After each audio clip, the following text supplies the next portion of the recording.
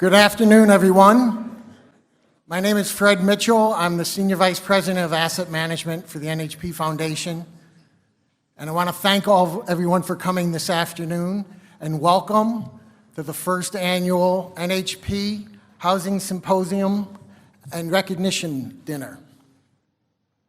This is going to be an afternoon of learning and an evening of recognition. And now I would like to get things started by introducing the President and CEO of the NHP Foundation, Richard Burns. Dick?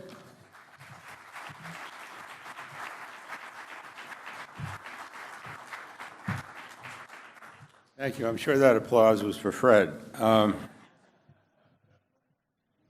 behalf of the NHP Foundation, I really want to thank you all for being here. We're delighted. In addition to the honorees we're going to have today, who are extremely important to us, we're going to be discussing a potential new source of funding for affordable housing development and resident services that I think is going to be extremely interesting, and we have a terrific panel to do that. But first, just give me 1 minute to talk about the NHP Foundation. We're a nonprofit development company, and we work every day to fulfill our mission, providing low to moderate income families and seniors either brand new or totally renovated apartments. Using the low-income housing tax credit, we do this in 15 states in the District of Columbia. And in this process, we're trying to compensate for the tremendous shortage of affordable housing in the U.S., but it's a really daunting task. Trying to keep up with demand, given how much demand exceeds supply. And we all know the numbers, so I'm not going to go into that level of detail. In addition to developing and redeveloping properties, we also provide a broad array of services to improve the lives of our residents. Now, the low-income housing tax credit is the most successful affordable housing production tool ever created. Since 1986, the housing credit has financed nearly 2.8 million apartment units for 6.5 million low to moderate income families. An introduction is introducing the awards presentations we're about to do. I'd like to read our organization's vision statement to you. Our vision is for a future where communities flourish because attractive, sustainable housing options and life-enhancing services are ensured for all income-challenged Americans. And I read that because our honorees today embody that vision. 2 United States senators, 2 champions who have reached across the aisle to help us address the housing crisis. Their bill, the Affordable Housing Credit Improvement Act, will strengthen and expand the benefits of the low-income housing tax credit, which, as you may know, in 1986 was originally conceived and passed in a bipartisan way. So the honorees are Senator Orrin Hatch of Utah and Senator Maria Cantwell of Washington, and they both worked tirelessly for this bill, enlisting a number of Republican and Democrat co-sponsors. These 2 lawmakers have graciously allowed us to honor them with the NHP Foundation Trailblazer Award that recognizes their continued dedication to the production of quality, affordable housing in America. First, I'm sorry to learn that Senator Hatch is tied up in the middle of his tax bill, and it just sent word that he is not going to be able to attend, but Diane Browning from his office is here to accept the award. Diane, would you come up, please?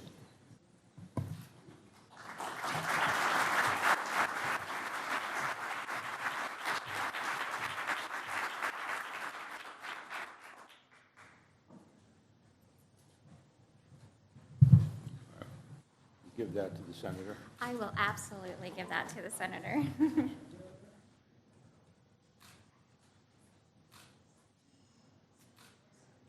Give Mari Garcia, you want to say a word? I absolutely do, because Senator Hatch was very much planning to be here this evening, and in fact, he and I often talk about what he can do to help with the affordable housing supply in our country. And he was very, very pleased to join with Senator Cantwell in moving forward with strengthening the low-income housing tax credit program.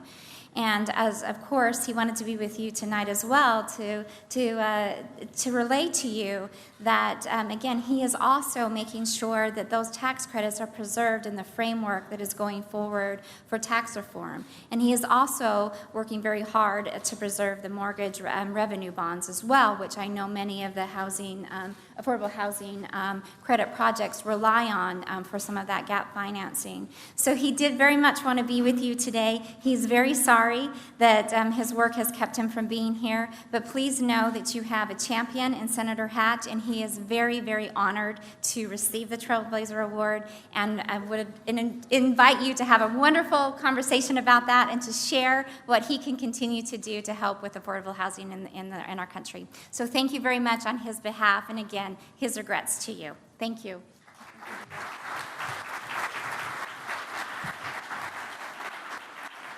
Well, I guess we know who our keynote speaker will be next year.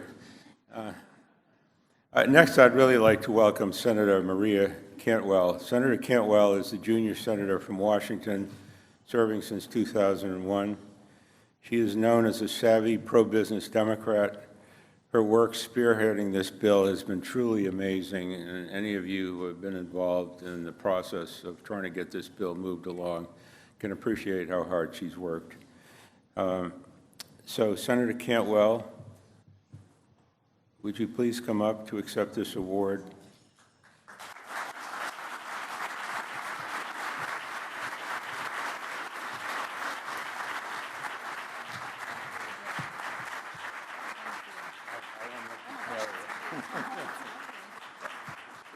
This is really a token of our appreciation for all you do for affordable housing.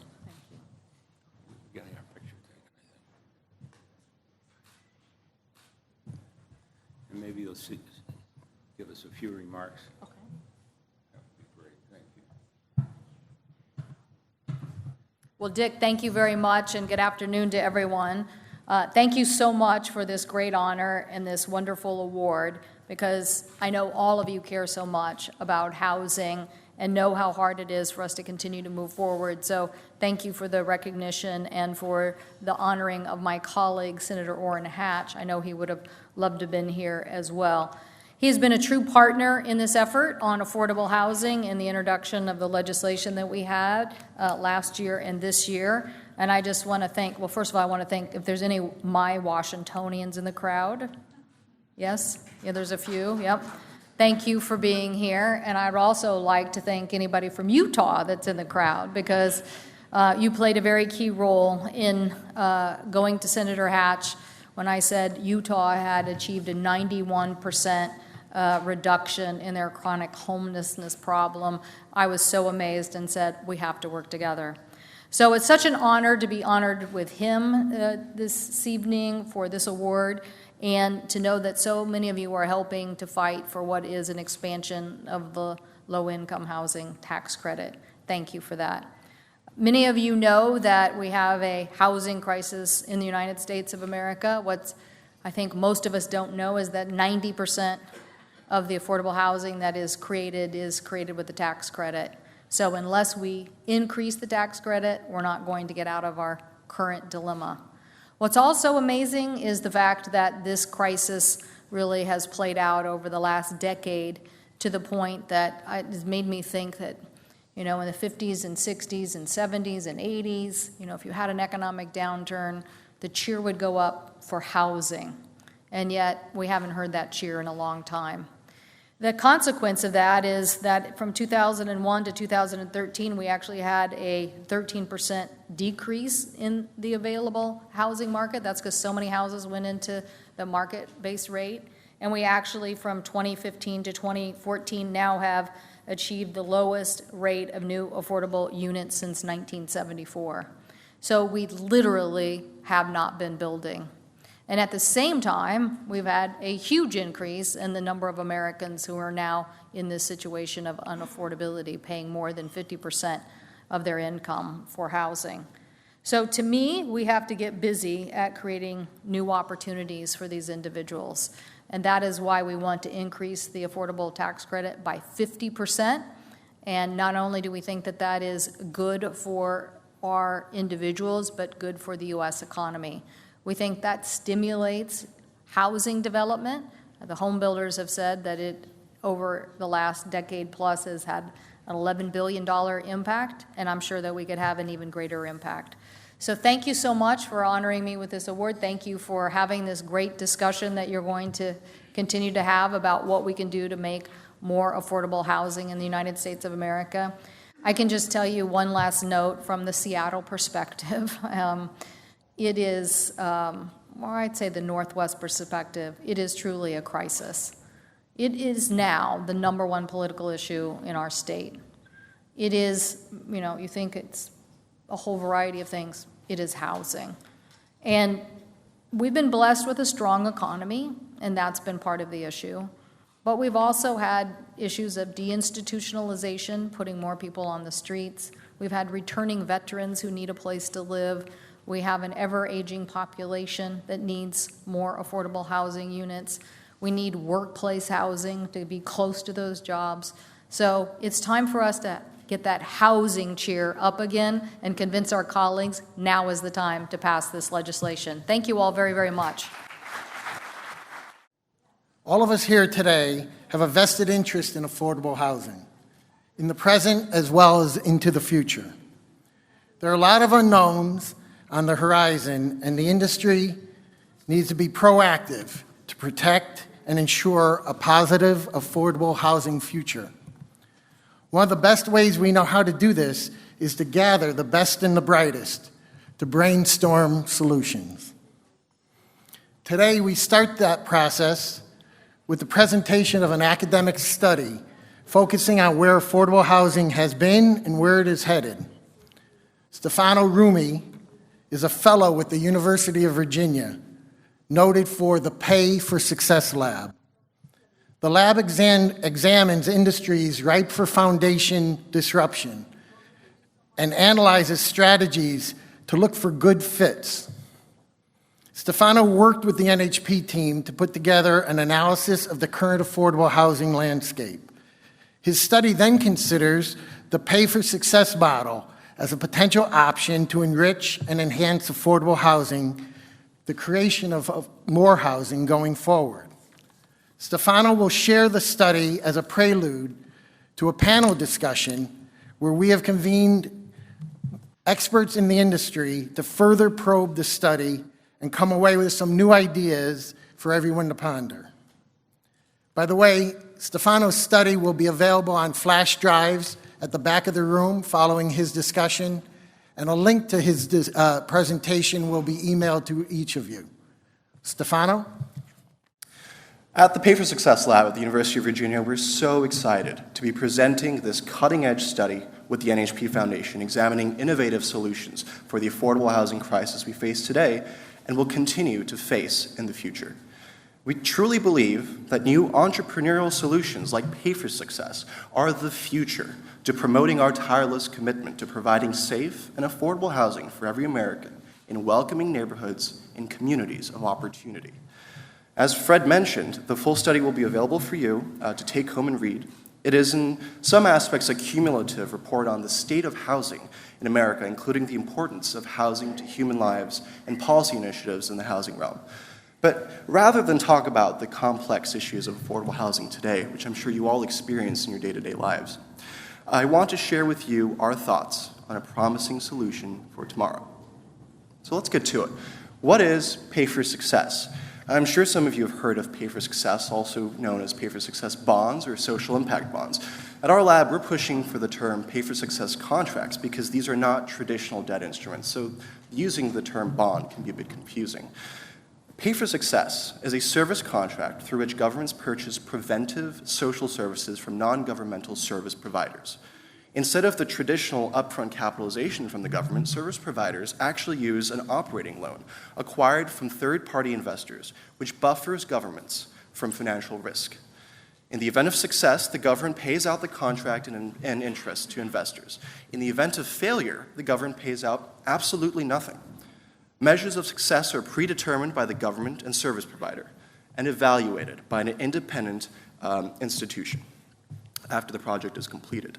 Pay for success is ideal for projects that cannot be funded through traditional mechanisms because of high upfront costs, risky or unsympathetic target populations, or success outcomes measured over a longer period of time. Sound familiar? Pay for success contracts tackle lack of performance assessments by promoting evidence-based interventions to increase the accountability of service providers and government agencies. This focus on the extent of provided services over the intent allows governments to quickly determine what works and scale up successful programs for further implementation. In addition to fiscal responsibility, pay-for-success interventions encourage communities to partner with organizations like the NHP Foundation, who bring knowledge and expertise to deliver effective services where they're needed the most. Pay for Success also stresses proactive investment in preventive services aimed at tackling social problems at their roots early on. The innovative financing and implementation model also enhances collaboration between government and private service providers and increases the impact of philanthropic and charitable capital through entrepreneurial solutions.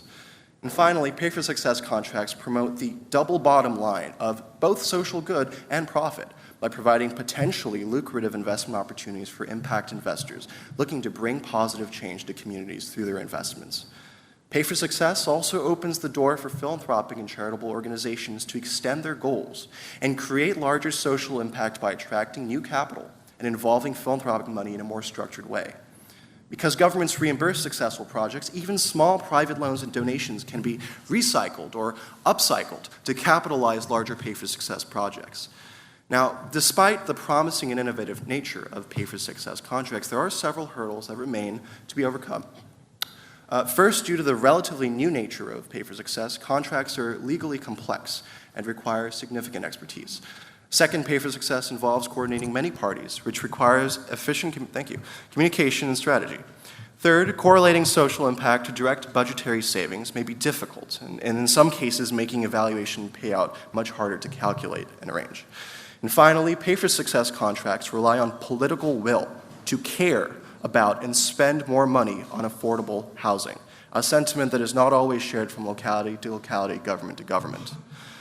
Despite the untested nature of Pay for Success, 5 counties across the United States, one of them Utah, the state of Utah, are already using it to address affordable housing issues for the most vulnerable, the homeless. So far, these innovative projects target the most vulnerable and costly individuals and families who are housing insecure, proposing millions of dollars in savings to local governments from reduced ER hospital visits, overnight jail stays, and constant medical care. Cities like Charlottesville, where we work, spend upwards of $22,000 annually just to keep people on the streets.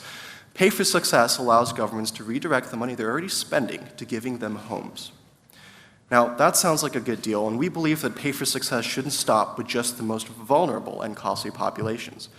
Pay for Success contracts have significant potential to facilitate construction of affordable housing stock in high-opportunity communities. Pay for Success can capitalize risky construction projects by mitigating the government's risk to zero on the public sector side and providing a formalized structure for philanthropic and impact capital to make risky, interest-free, or low-interest loans that traditional markets would not make or would otherwise make at prohibitively high levels. In addition, Pay for Success financing can help save affordable housing construction deals that would have otherwise failed due to financial difficulty experienced in the deal-making, which would result in lost time and money to housing providers and overall less affordable housing for the community, something that we cannot have at this point in time. However, Pay for Success projects fundamentally rely on a government agency willing to provide reimbursements upon successful completion of projects. Without a government partner able to capitalize affordable housing construction with its own money through federal grants, affordable housing trust funds, bonds, or other financing mechanisms, Pay for Success projects cannot solve the housing crisis. Pay for Success financing also allows developers to use interest-free philanthropic and investor money, which keeps rents low and facilitates more construction projects. In addition, many not-for-profit affordable housing providers actively compete for land with for-profit developers who have many more financial resources and reserves available at their disposal. Oftentimes, not-for-profit developers spend too much time looking for ways to put together a viable capital stack, only to be quickly outbid by competitors who can build unaffordable housing hassle-free. Another novel application of pay-for-success contracts in promoting affordable housing construction is in funding pre-acquisition financing. Affordable housing providers often incur costs during the pre-acquisition phase of either a construction or preservation project that comes directly out of its operating budget. Though these costs are comparatively little per property, their impact is significant. Pay-for-success financing can help smaller affordable housing providers and faith-based institutions be more competitive in their pre-acquisition phase. Local governments that are hesitant to capitalize full projects or don't have the funds to embark on a large-scale construction project can engage with many smaller pay-for-success projects at a time and provide reimbursements only upon successful closing of an affordable housing deal. Such small-scale investments are very feasible, yet provide an essential source of funding to promote more development. Many of the benefits of pay-for-success financing for housing construction can also be used to finance the preservation and rehabilitation of existing housing units for the affordable housing market. Because rehabilitation is often cheaper than new construction, governments are incentivized to preserve existing housing stock. However, because some units may be located in areas of low opportunity, in addition to a general deficit of affordable housing units today, governments should finance both the preservation of existing units at up-to-date standards as well as the construction of new affordable housing in communities of high opportunity. Acquisition and preservation projects will become especially important in the coming years as many LIHTC finance properties reach their 15-year maturity, meaning that many developers may seek to convert affordable housing units into market-rate housing, resulting in further dangerous reductions to the already low affordable housing stock of many communities. Pay-for-success contracts can also boost the attractiveness of 4% LIHTC deals.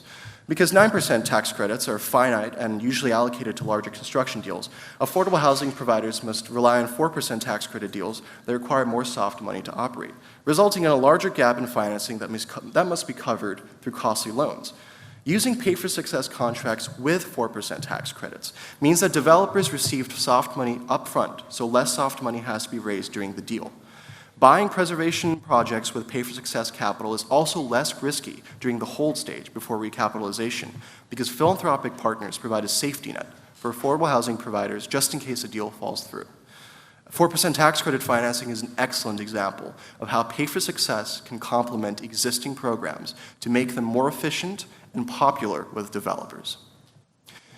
Now, providing safe and adequate physical shelter is only half the battle ensuring access to safe and affordable housing. Without comprehensive resident services to assist in the maintenance of properties, communities risk high vacancies and resident turnover. Resident services are proven to help occupants keep their housing and provide important social services such as counseling and after-school care. In addition to assisting residents, services make affordable housing properties more financially viable by reducing turnover and maintenance costs. We find that investing in these on-site services reduces losses due to vacancy, bad debt, legal fees per unit, meaning that more affordable housing properties can afford to stay affordable. Currently, most government financing programs do not fund resident services for affordable housing units or do so in a very limited capacity, leaving housing providers severely undercapitalized and pressed to deliver comprehensive services to their residents through mostly charitable donations and not-for-profit partnerships.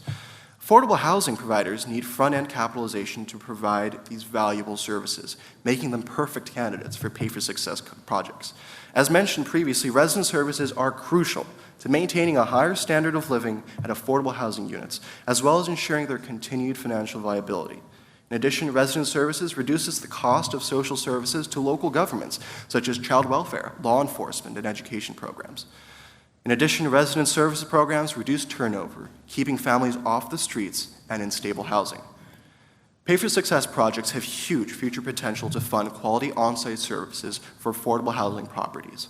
Because of the tangible reduction in social services costs associated with resident services, local and state governments should invest in promoting and funding such programs.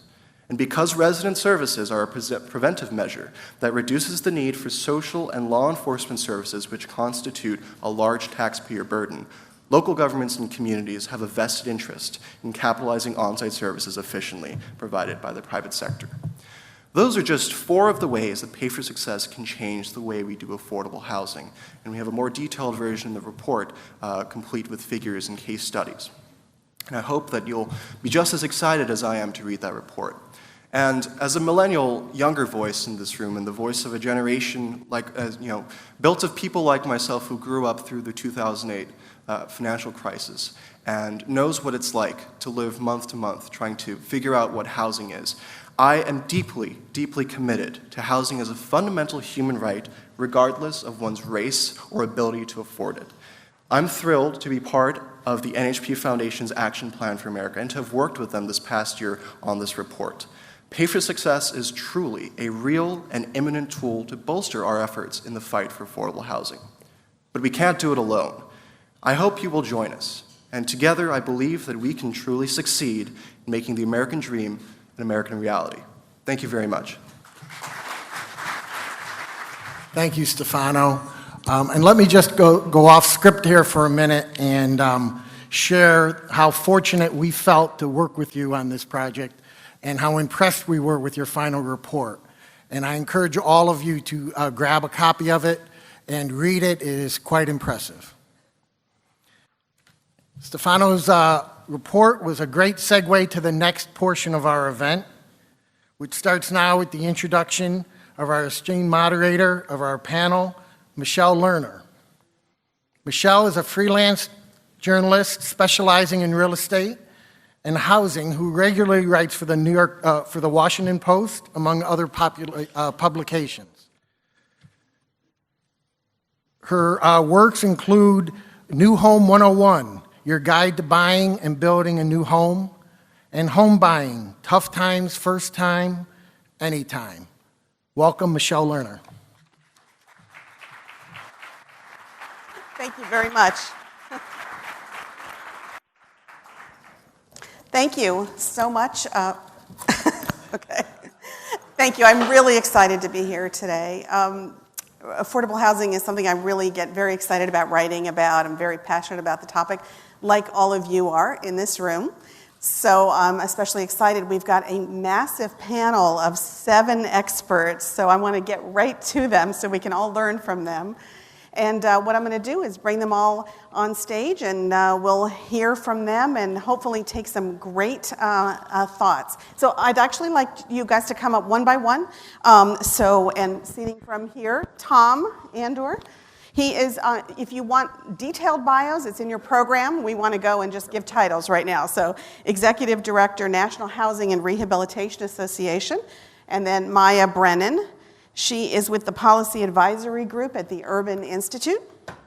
And Emily Caddick, Director of Public Policy for Enterprise Community Partners. Stephen Green, our COO and CIO of NHPF. Andrew Grummett, Partner with Drinker Biddle. Michael Novgradic. I practiced it all day, still didn't quite get there. He is with Novogradic and Company. Did I do it? Okay. And we have Mark Ragsdale, not to leave you out. He's Senior Vice President with PNC Bank. So we've got a great group. I just wanted to sort of let you all know sort of the format here. I'll be asking each of them individual questions, and then each of you can chime in if you want. Not everyone on every question. That might be a bit much. But if you have things that you want to share as we go through the questions, please feel free. And if I glance at my phone, it's because I'm checking the time. I'm not on Twitter, just so you all know. I'm not doing that. So let's get right to it. So we wanted to start off, after that great discussion about Pay for Success, we want to talk a little bit about what's happening in the industry now. So Michael, if we can start with you, want to hear how are legislators helping or hindering the affordable housing industry, and talk a little bit about the low-income housing tax credits, regulation. Yeah, thank you, Michelle. It's a pleasure to be here. Thanks for the opportunity. It was interesting to hear some of the comments about the Pay for Success and to read the report, because I think of the low-income housing tax credit as maybe a first generation of Pay for Success. Maybe it's pay for performance versus pay for success. And maybe in time, there will be a way to do affordable housing simply with pay for success, but obviously right now it's difficult to do it. You can layer it in, as we just heard a lot of ways in which pay for success can help with the pay for performance long-term housing tax credit program. And what kept Senator Hatch, Chairman Hatch, from joining us here today is what's been keeping me very busy, and that's all the discussion of tax reform. Because what Congress is doing in the area of tax reform, obviously 31 years ago, this upcoming Sunday is the 31-year anniversary of the creation of the low-income housing tax credit. So the tax reform created the tax credit, created the pay-for-performance nature of the tax credit program, and now that they're talking about tax reform, the market itself has been damaged. Tax credits are worth slightly less with a lower corporate tax rate. I won't go into all the math about that, even though as a CPA and accountant, I really want to jump right into that and talk about it. But basically, for every point you bring down the corporate tax rate, you lower the value of the tax credit by about 1%. So I'd say across the industry over the last year, since the election and since the chances of a lower corporate tax rate really materialized, the amount of equity raised is probably 10% less. In that investors are investing about 10% less for the tax credit, waiting to see what happens. So I'm looking forward to tax reform happening or not happening so that the market can sort of settle.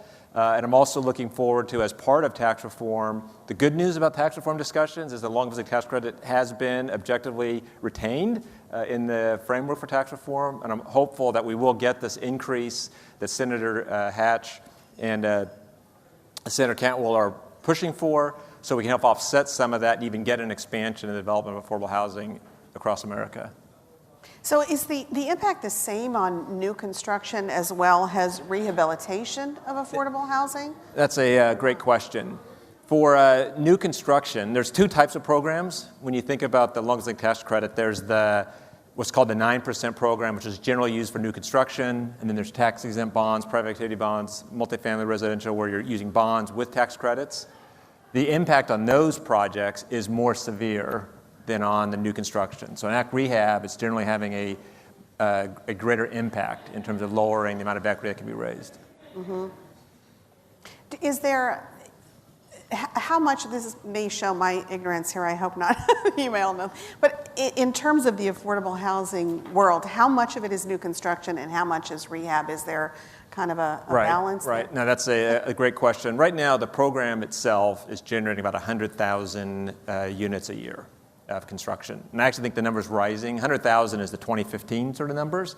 I think the 2016 numbers might be more like 120,000 because we've had a big increase in the amount of acquisition rehab done. So I'd say historically it's maybe 60-40 new construction rehab. It might be more like 50-50 for 2016, which is good because the percentages are changing by having more ACT rehab. So, but that's kind of roughly the ratios. Okay. Anyone else want to comment on this topic, on the low-income housing tax credits or tax reform right now? Go ahead. Well, I'm just saying as a developer out there every day, the impact is material. You need, it's not just theoretical, it lowers the amount of equity we can raise, meaning the projects don't cost any less. We raise less money in equity, so we now have to find another source of funds, which is increasingly difficult in this time and place. So it's a real material impact on our ability to produce units. I would also add that this is a really unique policy problem because usually if we see some sort of issue in the market, we all put our heads together and we come up with a proposal to address it. This is a problem that is pretty uniquely caused by uncertainty around tax reform. So in advance of tax reform actually being passed, there's really very little that those of us who work in federal policy can recommend to legislators other than to give us whatever assurances that they can that we'll continue to have a credit, to try to give us some signs about what the corporate rate will be. But it really is, like Mike said, it is kind of a wait and see moment until tax reform is finalized. This uncertainty, it does seem like will just be a fact of the housing credit market. Mm-hmm. Okay. Anyone else on that one? So Emily, you're actually the person I'm going to ask to speak next because I wanted to, you did speak just now about how you expect the low-income housing tax credit to fare in tax reform. Maybe you can expand on that a little bit and talk more generally, too, about the kind of support there is for affordable housing in general, both in Congress and in the administration?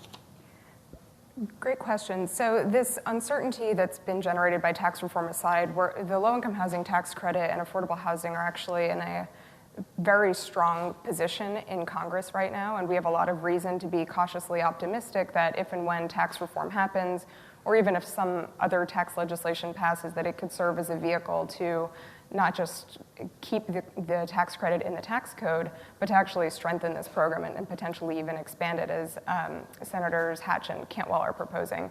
The fact that it was one of only 2 corporate tax expenditures that was explicitly retained in this framework that proposes to eliminate most other corporate tax expenditures is remarkable.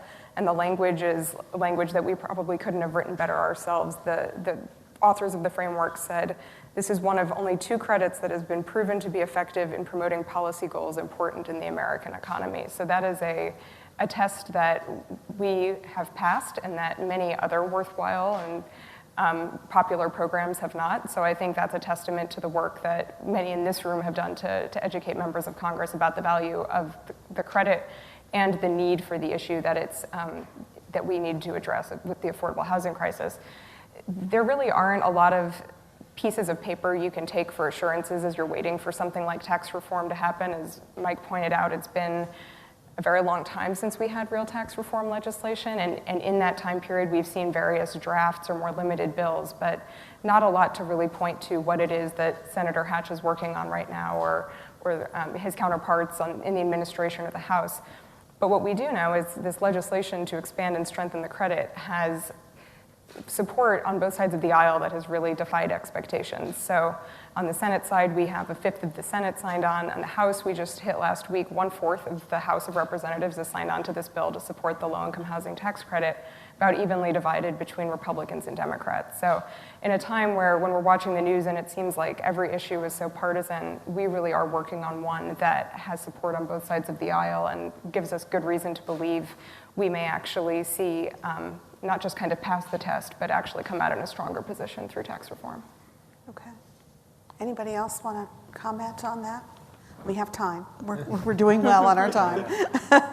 Yes, I think it goes to what Senator Cantwell said earlier, right? I mean, she feels like this is a good time, right? This, and those of us who've been at this for a long time, right? We've had moments where maybe we've had that bipartisan support, and it's almost ironic that at a time when most people would say that most things are the most split or apart, we have almost the most bipartisan support we've ever seen for this bill. And I think that speaks to the comment where maybe in the 70s or something, housing was the number one sort of thing on everybody's mind, and we've swung all the way back around, and now it's on the number one on everybody's mind. So they're hearing it from their constituents at home, and that's coming through in the support for the bills now. So hopefully they get something to put it with to make it work. Thank you. And as Senator Cantwell noted, the development and preservation of affordable housing is beneficial to the economy, and we know that it's beneficial to the people who are actually living in affordable homes and decent quality homes. So you're getting something that really has resonance across both sides of the aisle, and that speaks to the fiscal needs in communities as well as the social needs that they're hearing from their residents. So it's definitely a moment to be glad that it's kind of a housing party rather than a partisan issue. Okay, great. Thank you. So we're going to switch, and don't want to stop anyone else. Anybody else? And actually, if you guys comment on each other's questions, if you wouldn't mind repeating your name and title so everyone knows who's talking about what, and to do that before. Anyone else on the tax reform or okay on that? So we're going to switch away from that a little bit and go to talk about the pay for success models. Obviously, it sounds like what we want to talk about is that some of the newer types of pay for success models that link investor return to social outcomes and savings to other areas of government. So, Emily, you're our expert voice on this one to start, but I'm sure lots of you have other comments too about Pay for Success. So, what are some of the reasons that it's kind of challenging to finance projects with Pay for Success models? So I think Stefano did a great job of highlighting a few of the initial observations. This is a very new industry, and Enterprise has been proud to be involved in the financing of 2 of the social impact bond projects that are mentioned in the report, the one in Cuyahoga County and the one in Denver. And while it is a really exciting model, and I think a lot of policymakers and even investors are interested in this concept of tying a social outcome to their investments, there are some initial challenges, as there are with any new industry, as there were with the low-income housing tax credit when it was a new financing model. Until you get some of these things standardized and these processes worked out, there's just a lot of upfront quirks that everyone's sort of working through. So a couple that we've observed, and we also have put out some literature on this as well, that draws on a lot of the same themes that Stefano's report did, or in a way these models are sort of crossing or bridging silos and stakeholders from different parts of industries that have maybe never worked together before, which is a good thing. I think we all who are watching policy closely know that one of the issues is, why is housing thought of as just a housing issue when it's also really a healthcare issue, and it also it's an education issue, and it touches so many other sectors. But when you actually do the work of getting some of these different stakeholders to invest in the same project when they've maybe never worked together before, there's just some kind of different languages that everyone speaks, different financing terms people are used to. And so kind of working out, being the people to actually bridge those silos, I think is, it's an exciting opportunity, but it is also a challenge out of the gate. One of these other issues that we've seen is sometimes the social good that one of these projects might encourage, say it's a reduction in recidivism or improved health outcomes, may not be tied to the actual, the people who are putting up the financing for the project. So if you're trying to say, well, when we create a project and we provide homes to these people and we get savings in these sectors, there might be a mismatch of sectors of who's actually putting this project together and who's actually seeing the savings, and how do you kind of circle that back in to make sure that you're kind of capturing all of the savings accurately and by the different parties. So those are just 2, and I know that others on this panel have observed some others, but I think that's something that we should figure out because there's a lot of opportunity there, but that has been something we've observed in some of these initial projects. Michael, you look like you... Yeah, I just wanted to elaborate. I mentioned the low-income housing tax credit as sort of a pay for performance. I sort of think of maybe a first evolution of pay for success or first generation, because I think of the sort of older model of affordable housing where maybe you provided grants up front. And if the project got into trouble, the grant money was gone and there was maybe the developer didn't perform, but there was the government only option was to put more money in. Now, under the low-income housing tax credit program, there's a performance in that you have to deliver units at rent-restricted levels to qualifying lower-income families over a 15 to 30-year period. And if you do that, then you get paid every year for essentially the 15 years. You get the credits for 10, and then there's recapture. But you get this 15-year sort of payout. So it's pay for delivering those units. It strikes me that pay for success in the affordable housing context, the next step would be, okay, how do we kind of reduce maybe rent levels at lower income families, things of that nature, and how are we going to be able to define what success is? The tax credit program has a performance sort of metric, and then evolving into that success definition, and then linking the causality with the success measure strikes me as the next step in terms of figuring out that link to where a government can look at it and say, I have a metric of success that I think is probably tied to certain inputs, and I'm going to reward this if this event happens, and now private enterprise can come in and say, okay, I'm looking at the sort of upfront effort and how it's going to lead to this causal result of this output that I, as an investor, feel comfortable enough in that link. And that is obviously going to take some time. But I remember back in '87 with the tax credit program, and there was a lot of thought about how is this going to be successful? It's only going to be around for 3 years and all the rest. And it all got figured out. So I'm excited to watch as these pay for success start to work through a lot of these issues. Andrew, I think you had a comment also. So, like Andrew Grubett from Drinker Biddle, Thanks. with any new idea, you're going to face a lot of challenges around, is the public ready? And what I mean by that is, when you talk to someone who's never heard of Pay for Success, the concept, everyone, in my experience, gets interested. It's an exciting idea, but to echo Emily's point, you've got a lot of people who have never interacted with one another to do a, quote, deal, okay? You're talking to, family foundations, for example, who, this is brand new. This is something so different than anything I ever thought about. Okay, and whether you're talking about first generation foundation with the founders involved, or we're talking now it's fully professionalized and there may be nobody in the family involved any longer, and they're trying to figure out, what do I do in this space? Think about right now, every finance firm is talking about impact investing as an example, right? This is impact investing. But what does that mean? If I asked every person in this room, define it, I bet almost everyone's going to give a little bit of a different definition. And that doesn't make anyone more correct or incorrect than the next person, but we haven't gotten to a point yet where there's been enough education to all of the players out there in terms of not just what the opportunities are, but how do we put all this together. I'm working on about a half a dozen Pay for Success projects right now at different stages. And I will tell you, all of them are wildly different, okay? And every one of them is requiring a heck of a lot of education. And let's be very blunt about this. The philanthropic world doesn't move that fast. It really doesn't, whether you're on the foundation side, whether you're on the charity developing and delivering the programs, right? It doesn't happen fast. It takes a lot of time. And you need to have a lot of people dedicated to getting to the end result. And I'll add one last point that really adds the extra level of the dynamics is we're now bringing in government, right? Government is hard.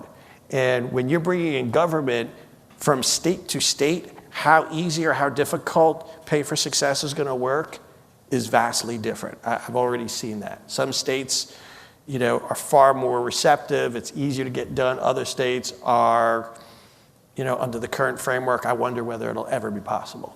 Okay. Tom, you had a comment also? Yeah, so quickly, Tom Amder, National Housing and Rehab Association. There are certainly a lot of challenges that have already been identified, but I think it's also important to remember that what we have is an advantage, I think, over most of the other people in this space. We have a platform in affordable housing that can really deliver a lot of these benefits. We've got, the hardest part in a lot of respects is the capital to build the actual housing that we can deliver these services to. And we have an excellent program in the low-income housing tax credit to address that aspect. So what I think has been mentioned already has been more issues of scale, but not only do we have that housing platform, we have socially motivated investors that have been investing in that platform for the last 30 years.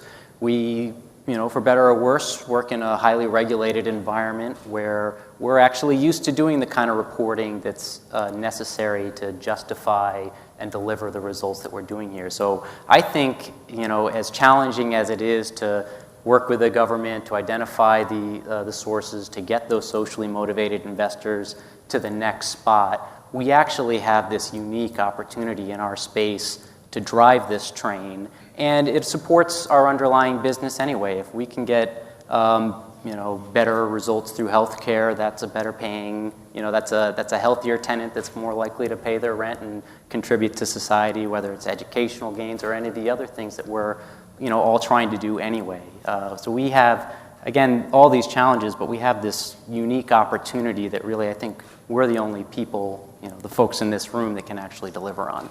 Did you have a comment, Maya? Sure. Yeah. So one thing that I think is really important to think about is you are bringing all of the benefits of housing to the table in a way that can actually monetize them and cross across artificial budget divisions between different agencies, between fiscal years.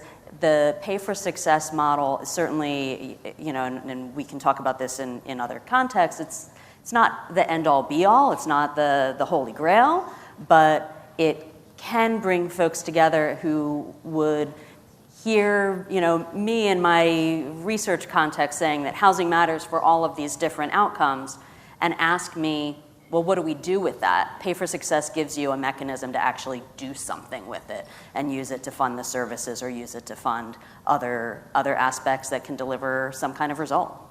Okay.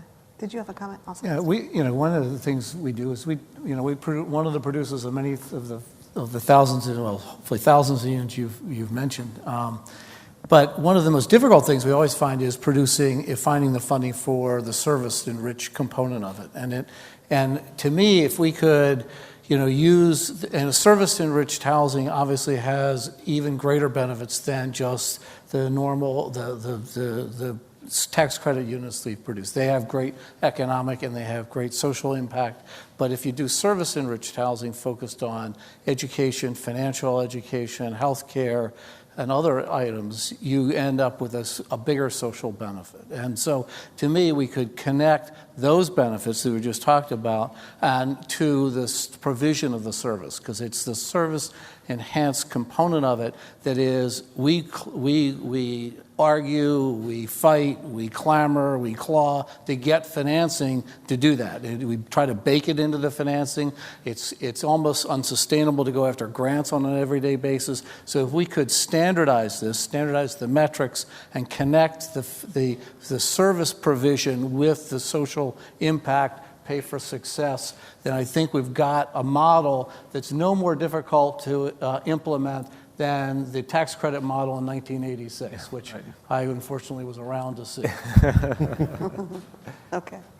Well, thank you all. What kind of political support is there for pay for success? And I'm thinking that we've focused mostly on Congress for a lot of this, but I'd also like to hear what you think about political support from the administration, but also on the state and local government levels.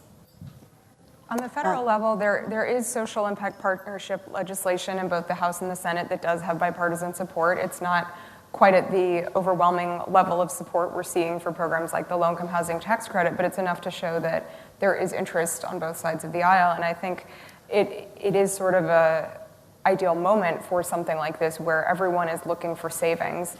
And I think both intuitively and based on studies we've seen, a lot of us know that providing affordable housing, that providing services does yield dividends and savings in other areas of government. And I think there's a lot of interest among policymakers to really figure out what those savings are and how can we really build that into a lot of programs. So while I can't really speak to whether I think there will be an overwhelming push for anything to encourage pay for success this year while they're also tackling tax reform and 20 other things, I do think that there is enough interest that I wouldn't be surprised to see some advancement of legislation that would at least maybe take some of these issues that can be solved at a federal level, besides kind of just needing to figure out some of these things on our own.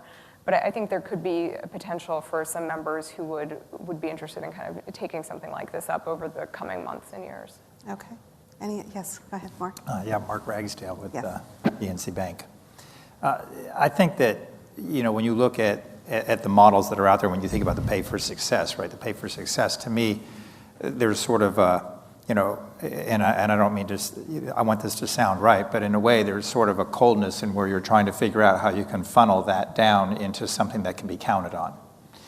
And so, because that's how the low-income housing tax credit program has been very, very successful as a model for what pay for success can be, is that they've managed to funnel down the decision-making that's made by, say, the state government in terms of how they allocate the tax credits so that it can be counted on and people can understand it, and also it can be managed, not just from the developers out there who are trying to build from it so that they have their expectations clear, but also from the state government so they sort of know what their job is. So I can see it, being more easily adopted by the states for what they're having to pay for, and then therefore what's being relieved from them through the pay for success model. And so you can kind of make a connection there. But I do also think that a lot of, you see it already in the low-income housing tax credit program, there are going to be communities, big communities, bigger cities obviously have bigger resources and stuff who get it a little more, and they'll be able to buy into that pay for success and take the time, energy, and effort to be able to funnel that down to something that can be counted on so that it can be, in effect, institutionalized and then and financed. And I think that's how you gap these deals. That's how you create this issue. And I think you're going to see, some municipalities will be better than others. Some states will be better than others. We see the same thing already in the low-income housing tax credit we have. I mean, it has now, after 30 years, it's all pretty consistent across the board, at least at the state level in a lot of municipalities. So it may take some time, but I mean, I think that's the goal.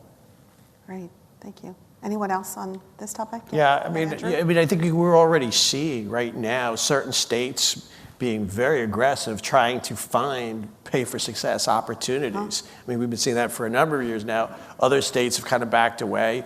I think back, I guess it was probably about a half a dozen years or so ago, Massachusetts put out, an RFI initially, then they came out with an RFP, trying to come up with different ideas and areas where they could give it a shot. Other states then followed suit. Others yet still have been relatively quiet. I'm based primarily in New York, and New York has been a very challenging state. In fact, I would say that if it wasn't for Michael Bloomberg and Bloomberg Philanthropy stepping up, they never would have done this deal at Rikers Island. It would never come to be, just because. And I think it really had a lot to do with just the politics and the political issues. Yeah. Right. Yeah, Yes. to follow also on what you said, you've got a lot of foundations that are interested in this. If you look at, the history of the low-income housing tax credit program, right, it started out with a bunch of individual investors, right? It was actually, I don't know, Mike can speak about this better than I can, but it was about individual investors, and then eventually it got to the corporate investors. So you think about where you have, you mentioned how foundations want to get involved. I mean, being able to, organize them and consolidate that into funds so that then the funds themselves can, speak directly to the developers or whatever, that's the kind of efficiency that would have to be created, once there's a track record for it. And I would just note, Mike Novogradac with Novogradac & Company, I'd also note that as you start to have successes in the pay for success, you'll see more and more programs being able to kind of pattern themselves after the successful ones. And in the long-housing tax credit area, you see that with the new market tax credit.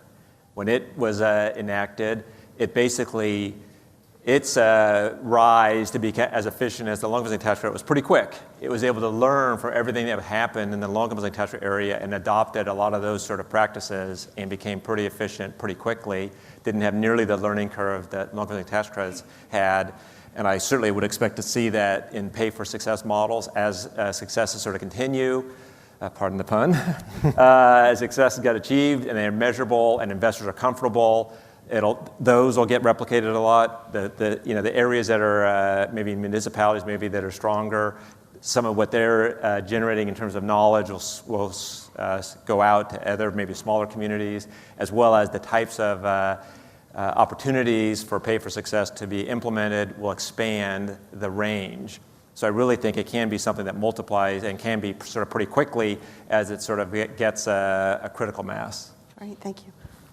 So in thinking about using pay for success to build further successful models moving forward, it's striking when you look at the profiles of existing pay for success deals, how many of them are about individual homelessness and paying for housing through the benefits to the criminal justice system, and then it's more that are for the criminal justice system. And then you'll get an area where that area is really interested in pay for success, like Utah and Salt Lake City have just kind of a cluster of pay for success deals that are all emerging there and thinking about new ways to tackle, new ways to approach this. And when you look through these concepts, you start to see There's a similar set of foundations that have started to buy on. There's a similar set of metrics that they're looking at. There is a lot of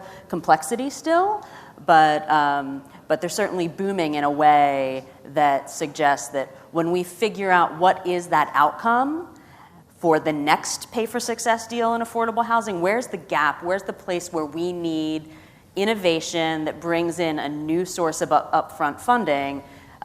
We can start to kind of have a viral effect with it. Once people see that it works, then they'll want to have it work. With one caveat being, once we are 100% certain that every single time that deal is made, the investors are getting paid off, the interest rate for those investors is going to start going down and down and down. So if you've got a great innovative idea, the amount extra that's going to need to be tacked on to the Pay for Success deal to attract those investors is going to need to be higher because they're less certain that it's going to work. So the closer it gets to being 100% solid and proven, the more of a case you actually have to the local government or federal government to just pay for it directly because that interest on top is just not going to be sufficiently attractive, and why not pay for it directly? Interesting. Andrew, did you have And one quick one, and then we have to move on? Sorry. So to your point, right? Some people here probably have already heard this or seen this, and to your point, we're already starting to see this and have discussions around the idea of, in effect, creating funds so that the fund could do multiple Pay for Success deals under one fund structure to, in effect, diversify that risk and be able to pick opportunities with better interest rates and offset others. So Interesting. You'll see that, I expect. So we need to pivot away for a minute from Pay for Success to talk about, Tom, this question is for you. Unfortunately, we have to talk about all the natural disasters, Puerto Rico, Virgin Islands, Houston, Florida, California, the list just goes on, and just everyday tornadoes even. What does all that mean for construction of new housing or rehabbing affordable housing? Sure. Well, honestly, it exacerbates some of the challenges we have in a couple of different levels, some of which have already been mentioned. So in a lot of those markets that you just mentioned, we already had a highly constrained affordable housing supply. Add in the thousands or maybe tens of thousands of displaced or permanently made homeless families on top of that, and you really build on the supply problem in those immediate markets, but also in the places that people end up going to. So think how Houston was affected after Katrina and all the people from New Orleans that moved to Houston. Well, now Houston's dealing with that too. Add on top of that for the last several years, we've had, really since the end of the recession, we've really had a constrained labor supply in building all the affordable housing that we do today. So every developer and contractor here in the room has been facing escalating costs for years now. The recovery effort, which is dramatically and drastically needed down in all those affected areas, is already drawing subcontractors to help rebuild homes there. It's already driving up the cost of building materials like lumber and drywall and roofing tile. And we're only just beginning to feel that challenge now. I think the first quarter of next year, when insurance claims start being paid out, it's going to be even worse. But there's I don't know if I'd call it a silver lining, but there's a good story to tell as well, at least in Florida and Texas. And this is anecdotal, I admit, but in talking to our members and our owners of portfolios that had properties in those impacted areas, low-income housing tax credit deals generally fared pretty well. And there's a reason for that. It's not an accident. This program for the last 30 years has been focused on building well-designed, well-sited, well-constructed affordable housing. It's owned by great long-term investors like the NHP Foundation and other developers and owners in the room that are committed to maintenance and committed to having professional management there to maintain these properties. And so, as we, to loop back to our earlier discussion on what's happening with tax reform and what's happening with the tax credit, I think fortunately, the existing affordable housing supply, again, at least hopefully in Florida and Texas, and I hope the data will show in Puerto Rico and the Virgin Islands and California, was built to last, and we need to tell that story as we advocate that the needs are going to be even greater, they're going to be exacerbated even more, the challenges and costs are going to go up. We need to make sure that we are defending, expanding these resources, and making sure that the low-income housing tax credit is part of that recovery process. So that's my initial response. Thanks. Anyone else have a comment on this topic? Well, we're very active in Houston, and in fact, I flew out the day the hurricane hit, and I was never so glad to get out of Houston airspace. No kidding. But there are 60,000 people in Houston are displaced today. Just think about that for a minute. 60,000 people. There's one community, south of Houston, has 40,000 people left. 20,000 aren't going to be able to come back because of the destruction of houses. So I think for us, what this means is it's a call for us to do more. And we're going to propose to step to the plate and open an office, put people on the ground, and actually do more in Houston, as opposed to doing sort of the one-off projects that we've done, which is not untypical. We're taking sort of a leap and going to invest more time and effort in trying to be part of the Houston community, because I just think it's hard to imagine for those of us who aren't living there the magnitude of the impact. Mm-hmm. So even now, weeks later. Yes. How long will and it take? And I think it's even Years. worse in other communities. Puerto Rico, I can't speak to it, but can imagine how much worse that is. So. Yeah, absolutely.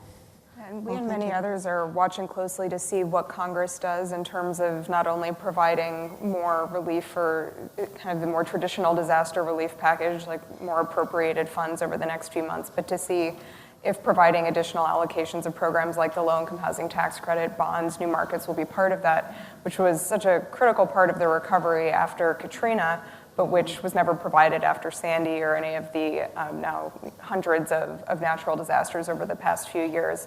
There does seem to be some interest now, so it may be a moment, given how severe some of these storms were, to see some of those resources that we need and which are already oversubscribed going to some of those states. But that is one moving piece of many on the legislative agenda this fall. Right. Okay. Thank you. Yes. Yep.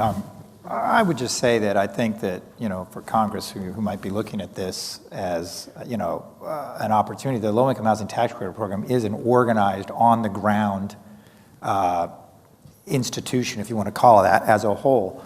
So unlike a lot of other industries, I do think in a rebuilding scenario where you have these disasters, it's the industry itself, if you want to call it that, is an effective tool for helping get construction going, getting projects going, because it's got a very built-in institutional quality sort of construct to it, and it's something that Congress can count on. I think actually this is an opportunity for the low-income housing tax credit to shine.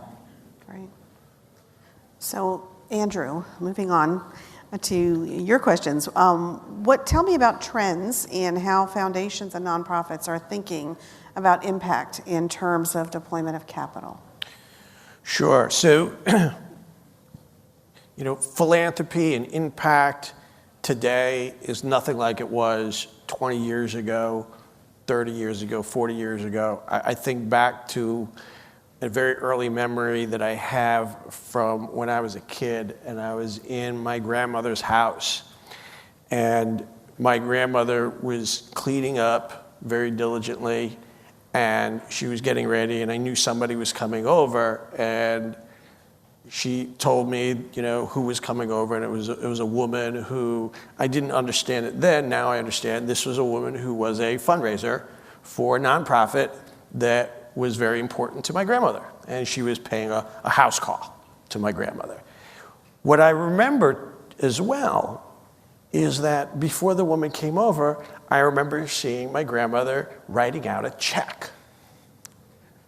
Now, maybe one of the reasons why I remember it is because I didn't know what it was, and she had to explain it to me. I was a little kid. I didn't appreciate then what I understand now. My grandmother made a decision before this woman even came over to talk to her. She was going to make a gift. She knew how much, and it was done. Right? Woman didn't even walk in the door.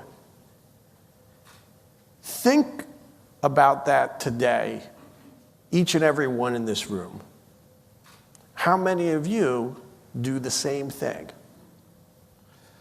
Or do you today ask questions? Right? I remember about 10 years or so ago, I'm in my office and I get a call from one of my partners, and he asks, can you talk to one of my clients? It was a trust and estate partner. And I said, sure, what would you like me to talk to your client about? He said, well, she's an older woman, and she was doing some research on a nonprofit. She had some questions. I said, sure, no problem. So I call her up, and I introduce myself and said, how can I help you? I understand you have some questions. She proceeded to tell me about how she had been on GuideStar and downloaded the nonprofit's IRS Form 990, their tax return. And she wanted to be sure that she actually understood what she was reading, because a development officer from this organization had been cultivating her as a potential donor. She was doing the research. This woman was 80-something years old. Blew me away, right? Yeah. And since that time, I've had quite a number of those types of conversations. We've all been taught nowadays to be more sophisticated. And I'm seeing this every single day with foundations, nonprofits, individual donors of all shapes and stripes, okay? Yes, there's still a fair amount of what I'll call the checkbook philanthropy going on, where it's more just okay on a whim. But more and more today, people are looking for impact. How do you measure it? How can I see it? How can it be articulated to me?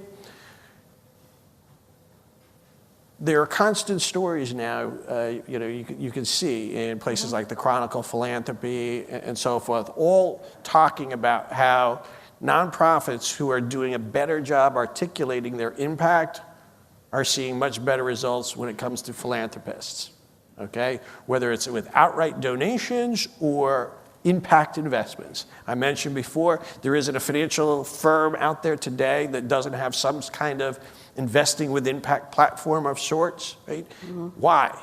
Because philanthropists, foundations want to know more. They want to see that their philanthropic dollars are not only doing good when they come out, but they're doing good while they're investing them. And this is a whole new world. About 6-9 months ago, I had drinks with a friend of mine who works in the investment office of a very, very substantial foundation, okay? And I asked him, I said, so what are you guys doing about impact and impact investing? How are you dealing with that? What are you thinking about? And he said to me, he goes, well, confidentially, we're a mess. The board is screaming. They want to know that our endowed funds are actually being invested in a proactive way that's going to be consistent with our mission. We got program officers putting money out on the street, so to speak, right, to support the various different programs and initiatives that are core to the foundation's mission. And they're all trying to figure out now, how do we reconcile this, right? 20 years ago, people thought nothing of investing in a tobacco company, yet on the other hand, the grants from the foundation were going to support, health and welfare, right? We look at that today and say, are we sure that makes sense, right? Right? And we see foundations and endowments across the country are changing their thinking. They're changing their methodologies. So I think to kind of sum it up, more and more foundations, endowments, philanthropists in general are simply looking for better ways to be more innovative. They don't necessarily know what that means, but there's a lot more of a receptiveness and interest in it, a hunger, if you will, to find new opportunities of ways that they can do more. I can think of a number of foundations that we're working with now that have all said to us their entire objective is to move their entire programming, everything, into impact investing, whether it's doing program-related investments, pay for success, all sorts of different vehicles and structures along these lines, so that they can feel like they're getting, and I hate to use this term because it has other meanings, total return on their money. They want to know that everything that they do is consistent with achieving that mission. So, pay for success, it's a spectacular model. To kind of go back to one of my earlier comments, there needs to be a better job educating and connecting the dots, because like so many things in all of our lives, I think, we all need help connecting those dots. Hopefully today is giving everyone here a better sense and understanding of how some of those dots could be connected, and can take this home to your offices and wherever and put it to good use. But I think that's what I'm seeing. Great. Thank you. I would ask you, I know you have a comment to make, but we've only got about 10, 15 minutes, and I want everyone to have a chance to ask questions too. So I'm going to move on this time. Mark, especially because each one of you, I want to make sure you get your turn. So, Mark, I want to dig in a little bit on some specifics here about practices that organizations like NHPF that they're employing today in the affordable housing industry. Which ones are ripe for change, and which kinds of practices that you think are sustainable or good enough that they should be sustained in the future? Well, I think you've heard a lot of people mention today, and I think you're starting to get a theme a little bit, and pay for success, I think, as discussed earlier, is really sort of part of it. And I think the effort, and if you've read the report, I read the report, so the effort that's out there isn't simply just to put affordable housing units on the street, plunk it down and say, okay, we've provided units to the street. The effort is to come in and be impactful. You can be the first project in a redevelopment area, can be an affordable housing project, but you can't just set the housing down there alone and walk away and say, look, we built units and we spent some money, we created some jobs. Those are all really good things. But you start to see where the nonprofits or the not-for-profits that come in the development, either as partners or joint venture partners or partners with local housing authorities. A lot of nonprofits are doing that. We see a lot of the redevelopment of RAD that's being done out there right now is being done the same way. I know the NHP is heavily involved in that. So to me, where the expansion of the model is to understand that you're really building a community, and you're not just building. It could be a community with a community center, right, which is what we all want to traditionally think, where maybe we're doing job training, or maybe we're doing financial training, teaching people how to understand their finances. These are, small pieces. What I see, and I'm a finance person, so, I tend to break everything down to numbers eventually.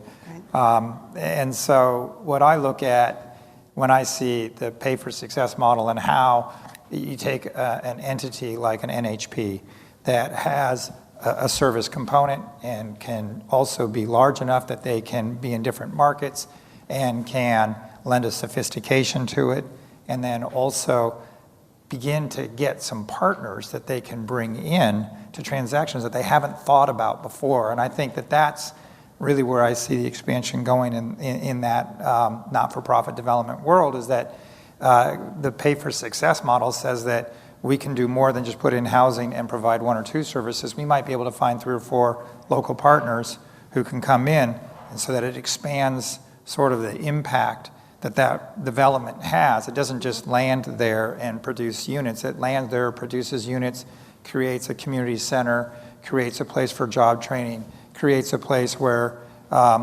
people can have meetings, just, local clubs can have meetings, whatever, right? It becomes more impactful. All of that contributes to reduced crime, which then, of course, can maybe be monetized, or all of that contributes to a farmer's market that can be on the property or something, and then that contributes to health, and that reduces costs. I think that's where the development community can take this model and take what we're talking about and expand on it, especially in that not-for-profit development community. Excellent. That actually leads us right into what I wanted Steve to share with us a little bit about the impact of service-enriched affordable housing on communities. Can you talk about that a little? I mentioned a little bit earlier, the impact on academic achievement. I mean, you run after-school programs or summer camps that help or are focused on keeping kids learning during the summer so that the retention rate as they go back in September is significantly less. Impact on financial health, people learning about getting bank accounts. All of that creates more sustained living, more vibrant, and I think that it is to Mark's point, it is the point where we should soon be able to define the metrics that are achieved there and figure out a way to make this connection. I'm going to count on Mike Nugaravic because the band is nothing but numbers, but a lot more than that. But he's to figure out how to do that, because it really was, in '86, the thought of the tax credit program was daunting. And by '93 it was permitized. As the accountants and the lawyers of the world figured out that there was something to do there, and look at it now. And I really do think we're sort of at that beginning part of that, where we can take this service-enriched housing and begin to really create the metrics that identify it, and then make that connection, to standardize that connection so that you can finance it. But I will emphasize that the service-enriched component of it really takes the affordable housing, just the provision of a safe and safe, an affordable home, but make it something more than that. And I think that's it's part of where our heart is, and I think that of others. I see Bart Mitchell from Community Builders here, and others who are really committed to that provision of that kind of housing. So that actually leads us right into what Amaya's got. She's got the big question of the day, the biggest we saved for last. And that is, how can the multi-generational stress caused by housing concerns be alleviated as we move forward? Well, so you're going to fix everything for everyone for all time. Yeah, I guess the best way to go out is to think big and figure out a way to make it actually functional. And I mean, I think I would break that question into two different parts of a solution. There's an industry side part of a solution, and then there's a person-focused part of the solution. And we as an industry have a way to address both of them. So if you think about how we actually do this, how we get ourselves to address this multi-generational stress that we see in so much research, and probably somebody's trying to get you to join their book club about a book that deals with one of the topics around it. Part of it is in recognizing that there are opportunities when you think about just pulling back off of the idea of impact investing. They want an impact, but they also want a financial return. So we need to make sure that the solutions that we have that actually do address full multi-generational impacts of chronic poverty and of housing insecurity can generate both of those. And rather than run through what some of those ideas are that can generate a good financial return and an impact, I'm just going to say there's a wide variety of paper series that you can find on topics like housing as an asset class on the Urban Institute site. I'd also urge us to think about Pay for Success as one of the models for trying to bridge across these different funding streams, and also think about the fact that housing does have these impacts that go beyond housing, to realize that, with all due respect to Stefano, there is a way to use Pay for Success to overcome political will gaps, because you're not necessarily just selling affordable housing. You're saying, we are doing something that has a proven impact on people and a proven impact on finances. And so that can get you some bipartisan support. And then the last bit on people, I think, is probably the most crucial, the most important. Affordable housing residents have often literally won the lottery to get into that unit, and we need to treat them like they won. We need to treat them like winners and build on that. And often the way that we think about our resident services programs is in a sort of case management and coordination type of way, instead of a financial coaching and motivation and saying, you know, if they had actually won the lottery and went to a financial planner, the financial planner would say, all right, let's figure out how we're going to build on this. And it would be a motivating conversation. And if we think about those conversations as motivating conversations, possibly even in renaming our resident services staff as coaches or personal guides or resident advisors, even, to be less kind of gimmicky, but still pretty clear that their role is to guide that person and get them to that better outcome. Maybe both the people will come in with that sense of motivation and the staff will approach it with that same sense of purpose, that they've won and they need to build from that. Interesting. Anyone else have comments on this? We have a couple more minutes for more comments. No one wants to follow up on you. Do you, Tom? Well, so Tom Amder, NHNRA. That's a really creative way of thinking about this, which I hadn't really heard articulated before. And there are little bits around the edges, like the Family Self-Sufficiency Program, that, you know, perhaps if it got funded, maybe through a pay-for-success model, could actually achieve just what you're saying, where they're looking for different kinds of outcomes, not financial outcomes for the properties, but financial outcomes for the residents. And National Affordable Housing Trust just underwrote an equity fund that's trying to do something similar but different. So there's models out there that are being tested right now. And the thing that's just always amazed me is that we spend all the money up front on the big capital-intensive real estate, and it's going to be there forever, hopefully, 50, 75 years. The incremental cost of adding this additional layer, one or two people on staff for a family project or an elderly project to look for the outcomes that you just mentioned, are really pretty small. And, there's a way through pay for success and through fundraising and through innovation to do this. And it's on us as an industry to accept that challenge, I think. Excellent. Well, thank you all. This concludes our panel discussion. You all...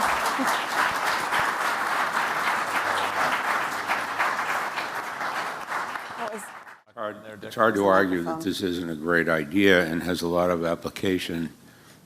In fact, the more I think about it, the more applications I can think of in terms of our businesses, developers. But then you think about, how do we get this launched? When you think back to Section 42 of the code was enacted, it was formulaic. These states got the credits, and they had to do something with them. So whether they wanted to or not, they had them. They were going to get them next year, and they're going to get them the next year, and they had to do something with them. In this particular case, I try to think of what's the driver that's going to get this launched in a more systematic and important way. Does anybody have any thoughts about that on the panel? Looks like, Andrew, looks like you did. So, in every case that we're currently working on, somebody just simply had the will to take it on and say, here's a project I have, here's an idea, how can we get the funding for it? And it's frankly as simple as that. All right, it's happened at a number of levels. Going back to, I mentioned before, a number of different states have put out RFPs and done things. On some level, some of that was just because, as I recall, I think Massachusetts was the first to put one out, and then a couple other states followed because it was almost thought of as a race. Who can get it out there first and get this thing going? But in every case that we're currently working on, for the most, with the exception of, I think, one, it was a nonprofit who said, we need to come up with a more innovative funding approach to what we're doing. This isn't all working. Any ideas? And, we looked at what they were doing and said, there may be something here that we can do. Do you have numbers? Do you have metrics? Do you have the basic elements to go with it? And They simply said, all right, let's see if we can go find funders. Let's go see if we can call some politicians, et cetera. And it's really as simple as that. I think both Mark and Michael. Go ahead. Okay, Michael. No, I was just going to say that to me, it's all about finding the successful events. You find the programs that have been successful, and if you think about success, you're sort of saying, okay, a certain amount was paid, and presumably doing it through pay for success was a better return on the government's dollar. To the extent it's a pay for success program being done through the government. And as you have those successes, then it should be like trading nickels for dimes. Or for the government, it'll be trading dimes for nickels. Basically, the government can be saying, okay, I've got this existing program that isn't getting quite the return that I'd like to get, and you're coming into me with this pay for success program saying I can get double the return for the same amount of money. Or in a challenging financial environment, the government's saying I can get more return for less money. And the moment some of those stories are out there and they're sort of convincing, I would see something like this once again. I think you could have a real rapid sort of could multiply quite rapidly as you have the successes, and then governments can be looking at it saying, this is a way for us to provide more services for less cost. What government doesn't want to do that?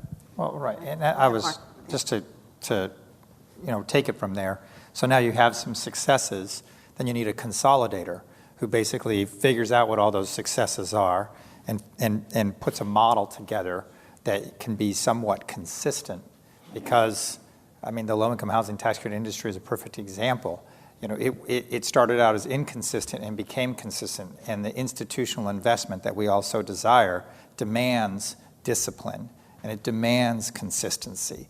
And once you're able to meet those demands, and one way to prove that is to consolidate that information and show it that over, the first few cases are going to be probably a little wonky. Once you get 15 or 20 of these things, and once a few years have gone by, you begin to have a statistical base that you can lean on and show.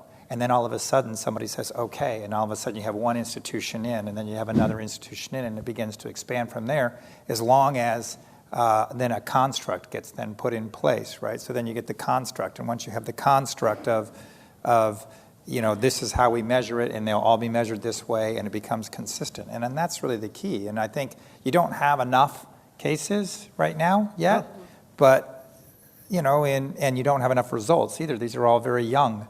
And so it might be a year or two before you start to see results and you start to have enough cases, and then you start to be able to get that statistical base that you need. And then you just create the models. Maya, you had a comment? Yeah, so you can get enough cases, you can get a champion, or you can start with a proof of concept that says, for example, we know that kids who are living in subsidized housing have lower rates of elevated blood lead levels than other kids from similar income households and similar socioeconomic households. So if we take that knowledge and say low-income housing tax credit can generate reductions in childhood lead poisoning, and then you see financial results for the healthcare community, then you see financial results for education, then you see kind of broad bipartisan support issue, then you can actually take that concept that's just built on research and start to sell it around and figure out, okay, what are the things that we're going to do that are going to capitalize on this. And so that sort of concept and other concepts around issues that we have similar balance of research around, you can find in concept papers all over the place, whether it's Stefano's, whether it's one that I have on family homelessness on the urban site.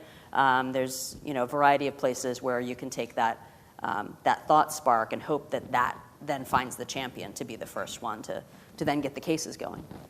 Interesting. Stephen? Another question? Anyone else? No? Yes? Thank you. Ron Barrett from Cogency Global. Andrew, you had mentioned impact investing and with specific reference to program-related investments, and you'd kind of bandied the word sophisticated, which to me means complicated, and I think that's true for foundations as well. Have you seen a lowering of the hurdles, so to speak, in terms of foundations' understanding of PRIs and their ability to make use of them? So absolutely, and it really goes in effect to one of my underlying big themes here. It's largely around education. More and more families are becoming educated. Frankly, more lawyers are becoming educated. For many, many years, most lawyers were giving their clients, in my opinion, rotten advice, and same with a lot of accountants, because they didn't really understand PRIs. How do they work? How can you do it? On some level, you got to give a hand to Gates Foundation, right? Because several years ago, the IRS finally, after many, many, many, many years, updated the regulations that everyone bases their structures for doing PRIs on, to kind of modernize, so to speak, okay? And, allegedly, the Gates Foundation was a big part behind that modernization. So now we've found, more lawyers and accountants, when talking to their clients, have been willing to say, yeah, you know what, you can do things like that. No doubt there's still a ton more education out there, but I got to tell you something. I can't remember the last time I spoke to a foundation, whether it was a board member, the family who funded it, or whatever, okay, and told them about PRIs and had them say anything other than, wow, that's amazing. Maybe can we do those? Maybe everybody in the audience knows, but maybe just say what a PRI is and the reason why. So fair enough. Good point. So foundations typically are required to pay out roughly, call it 5% of their asset value on an annual basis in the form of grants. I'll use that word very loosely. If you do PRIs, okay, which are quasi-grant, quasi-investment. Program-related investment is the acronym PRI. It counts towards your 5% payout, okay? And typically these are investments that are highly risky, are consistent with the organization's mission, and are not primarily done for a profit. So that is, by definition, what constitutes a PRI. You could give the money out and get the money back, all right? If it works out beautifully, you're then required to redeploy the money again, and you have a specific time period to do that. So if you think about, a foundation gets involved with doing program-related investments, you get this huge cycle of money being recirculated over and over and over again. So in the world of pay for success, it is a spectacular marriage, if when you think about it, because this is yet another tool to help promote that recycling of funds. Great. We have time for one quick question right here. Will be our last one. I'm sure our panelists will be happy to talk to people individually afterwards, though. But Hi. Go ahead. Steve Carr from North Carolina. Two questions. One, we heard a lot about the Senate support, and obviously you're honoring two senators who are leading. What's going on the House side, the Ways and Means Committee? I've seen Brady talk a lot about the bill, or at least the work that they're doing on that, and where are we on the House side with respect to tax reform and what's happening there? The second question, I guess, is back to Mr. Burns' question, which is why not an effort with existing housing finance agencies and authorities. We have a wonderful one in North Carolina that does a lot of good work in a broad range of things, focused not just on housing, but on lots of other supportive or community services, community building services, that sort of thing. Is there some thought that we can use that infrastructure with the housing finance agencies who have been in this business for the 30 years y'all have been doing this stuff, and figuring out how to kickstart these other innovative ideas? I can start with the tax reform in the House. So yes, here we're honoring the sponsor or the sort of lead introducer and then the lead co-sponsor of the Affordable Housing Credit Improvement Act that would provide a 50% increase and have other improvements in the long-housing tax credit here today. In the House side, there is a companion bill led by Congressman Pat Tiberi from Columbus as well as Richie Neal, Democrat from Massachusetts. You have a Republican and a Democrat. And we have very, very strong support on the Ways and Means Committee for the bill. Unfortunately, in the House side, there's not a 50% increase in the House version of the bill because in the context of tax reform, House Republicans, particularly Ways and Means, Pat Tiberi didn't think he had the votes for a 50% increase among the Republicans on the Ways and Means Committee. He knows he has support for making the tax credit an indefinite part of the tax code. And the fact that it's in the Unified Tax Reform Framework means the Senate and the House and the President, the administration, support it. But we have very strong support for from the Ways and Means Committee, just not for the 50% increase. I will add, in my talk, I talked about at the very beginning how there's this 10% reduction in the value of the tax credits. Could be more if rates go lower. The Republican side of the Ways and Means Committee actually reached out to the industry right after the election when suddenly this became real. They had reached out before, but now that it had become real again, to say, what is it we should be doing to offset the reduction in value? So I feel like we're in a really good place, but I always am nervous whenever I say that. And I like to say sometimes we have nothing to fear but the lack of fear itself. Because I feel like as long as we're fearful they're going to take the program away, we'll act. we'll act because fear can motivate, and then it won't go away. But if we all sit back and don't fear it going away anymore, then maybe some of that support will wane. Emily, you're doing so much on this. Yes. Yeah, I think Mike summarized it really well, and I would just add that I think we got a bit of a head start on the House a few years ago when I'm sure many of you remember the last comprehensive tax reform draft that came out of the House under Chairman Camp, which at that time the housing credit was one of 3 tax expenditures that they proposed to retain. But they proposed making a lot of changes to the program that would have really harmed it, like eliminating private activity bonds, eliminating the entire 4% side of the program, lengthening the credit period, all kinds of changes that would have, we were glad that we got that vote of confidence, but we were really concerned about what they were proposing. So we've not only had several years now to educate them about why they need to continue to keep the credit, why those changes were the wrong ones, but to come up with this comprehensive set of solutions to actually strengthen the program so that our goal is when they do start drafting this bill, and we keep hearing it's being drafted, but then they're pushing it back, so we don't really know what's on paper at this point, but when they get to Section 42, our goal is to make it very easy for them to just drop in this legislation that, as we mentioned, has a fourth of the House signed onto it before it even goes to a vote. So I agree with Mike. I think we have a lot of reason to be cautiously optimistic, but also these next few weeks and months, if your member is not a supporter of the low-income housing tax credit, now is a very good time to be reaching out. So I think Tom had an answer to the second part of your question, and then we're going to have to wrap it up because it's cocktail time for everybody. So don't want to wait and put that off, right? For the role that housing finance agencies can play in this, they actually already are playing a role in many states, and that role is as a quasi-public agency. They have some standing in the debate. They come with a big portion of the capital stack in the administration of low-income housing tax credits and tax-exempt bonds. They're oftentimes, appointed by political leadership in the state that is, running other parts of the government that may benefit from these investments. So they play a really important role, and I'd look to see where I feel the biggest opportunity in this space is in that intersection between housing and healthcare, and where we're already seeing kind of some of the best results, be it in Illinois with its affordable assisted living program, or up in Vermont where they've done a similar Pay for Success program that's getting reimbursed out of Medicaid and Medicare by bringing resident services into properties.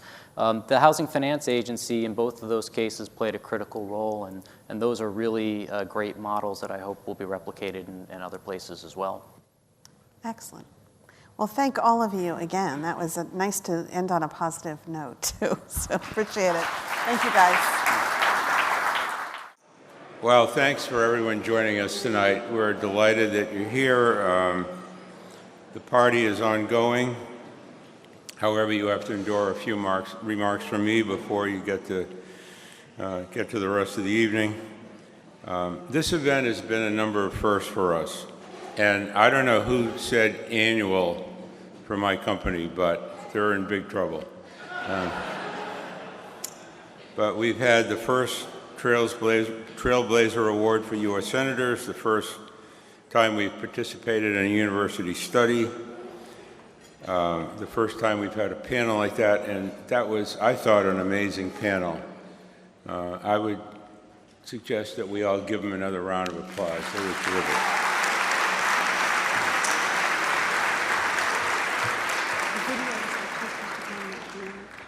What?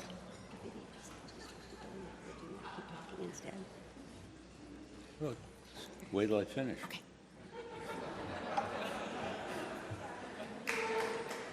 Okay. These technical problems. So right now, we're going to have a short video which talks about a particular property that we've been involved in that we're quite proud of.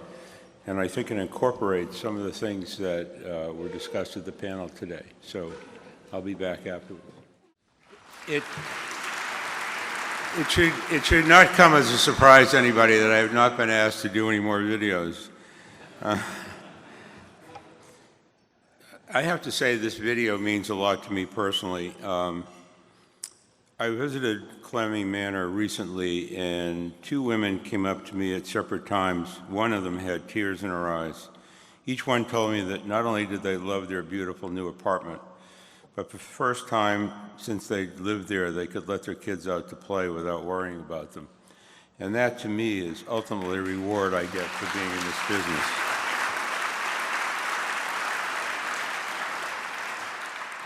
Now, you might ask, why are we here tonight? The short answer is we want the symposium to educate, to enlighten, to tell our story, and let you be part of it. Our motto is that we provide more than a roof. In order to continue to do that, we need people like you. Your donations and sponsorship to this event have surpassed our expectations, and we thank you. We are grateful to be able to use this funding to give our residents more than just a roof, continuing programs that will improve the quality of their lives. At this point, I'd like to acknowledge our board members, starting with the three co-chairs of this event. Unfortunately, Ralph Boyd, our chairman, is home ill and to his great regret could not make it. But the other two co-chairs, Patricia Diaz-Dennis and Tom Carr, are here. Would you stand up, please?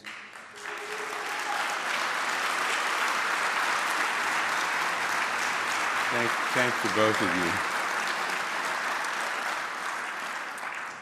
Next, I'd like to recognize our staff and the important role they play every day in what we do. I'd also like to give special thanks to Tom Vaccaro, the driving force behind this event.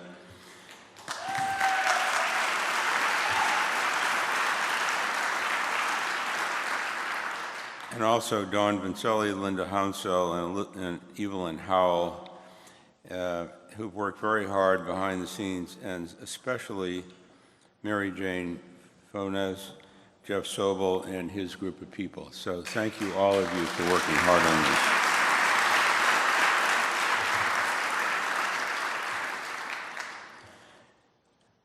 Before we move on to the awards, I'd like to share with you one more brief video that was put together by Congresswoman Sheila Jackson Lee, not at our urging. She did it totally on her own.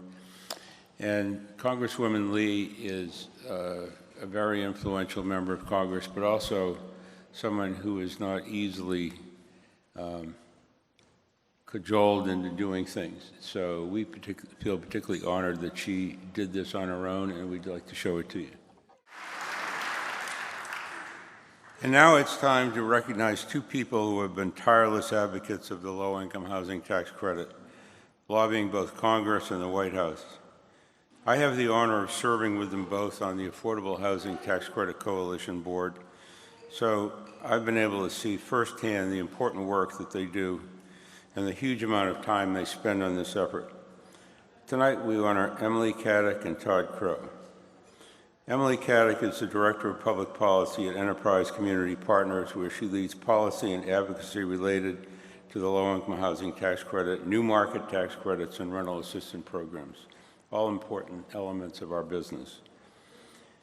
In addition to her leadership roles on numerous affordable housing boards and coalitions, she was previously a presidential management fellow at the U.S. Department of Housing and Community Development. So, Emily, please come up and accept our 2017 Advocacy Award.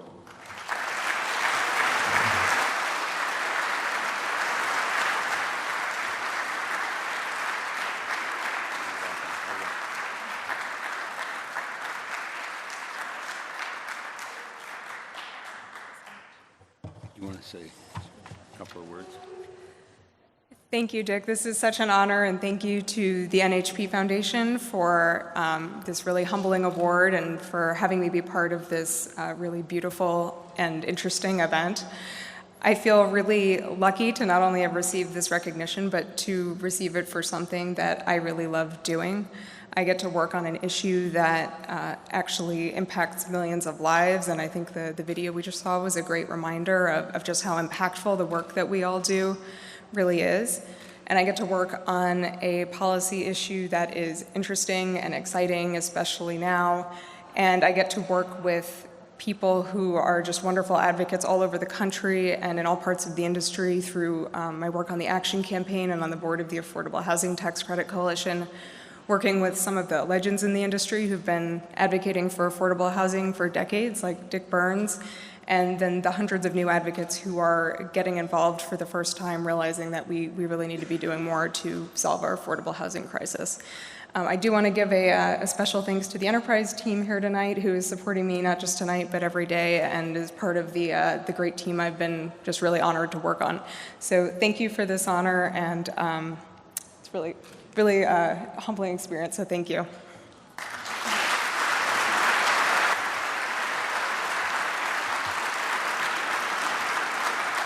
And our second and final award goes to Todd Crow, who's Executive Vice President and Manager of the Tax Credit Capital Program for PNC Real Estate. There, he oversees all tax credit origination, syndication, and management activities. Todd has been really active in promoting our business at all levels of government. He is the Assistant Chair for the Affordable and Workforce Housing Council at the Urban Land Institute and Board Chair and immediate past President of the Affordable Housing Tax Credit Coalition. Todd, please accept our 2017 Visionary Award.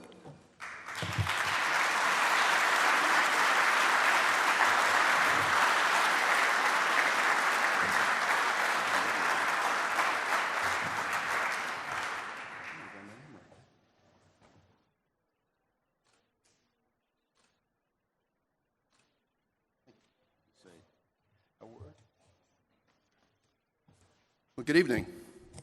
As Dick said, my name is Todd Crow, and I manage the tax credit business at PNC. Every day I come to work with 125 dedicated employees at PNC who focus solely on creating affordable rental housing, solving problems, finding new and better ways to structure and manage projects. A number of my colleagues are here tonight. Would you guys, you don't have to stand up, but wave your hand.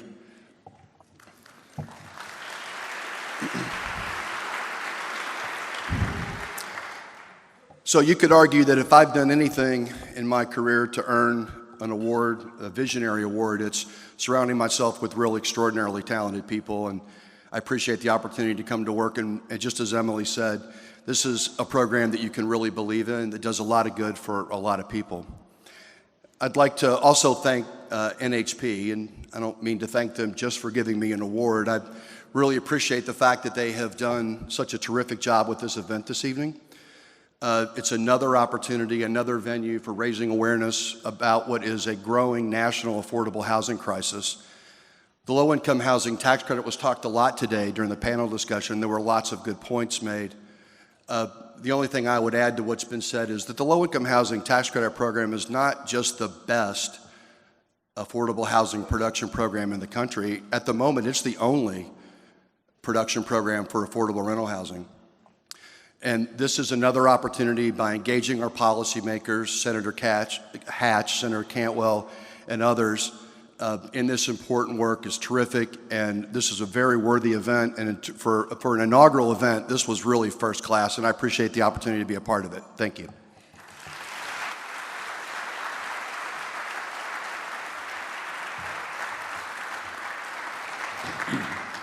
So, on behalf of our Board of Trustees, our employees, we thank you for your support. You also have my personal appreciation. So please enjoy your meal and the rest of our time together. Thank you.